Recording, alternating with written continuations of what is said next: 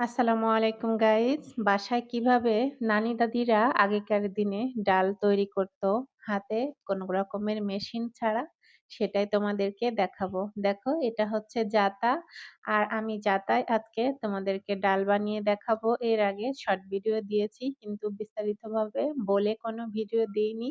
আজকে শর্টকাটে তোমাদেরকে বলে দিচ্ছি। ডালটা প্রথমে কিন্তু ধুয়ে ছাদে শুকিয়ে নিয়েছি। তারপরে কিন্তু আমি এভাবে কিন্তু কড়াইয়ে প্রথমে ভেজে নিয়েছি অল্প, অল্প করে। হালকা একটা ফ্লেভার বেরোয় ভাজা, ডালের ভাজা ফ্লেভারটা বের হওয়া পর্যন্ত ডালটা ভেজে নিবে। তারপরে আজকে যদি ডাল ভাজো তাহলে তার পরের দিনে ডালটা বানানোর উপযোগী হবে। সঙ্গে, সঙ্গে কিন্তু ডালটা বানানো যাবে না। তো দেখো একদিন পরে কিন্তু আমি ডালটা যাতায় পিষে নিয়েছি এভাবে। পিষে নিলেই ডালটা তৈরি হয়ে যাবে। তারপরে কিন্তু এভাবে কুলাই করে ময়লাটা ঝেড়ে নিয়েছি।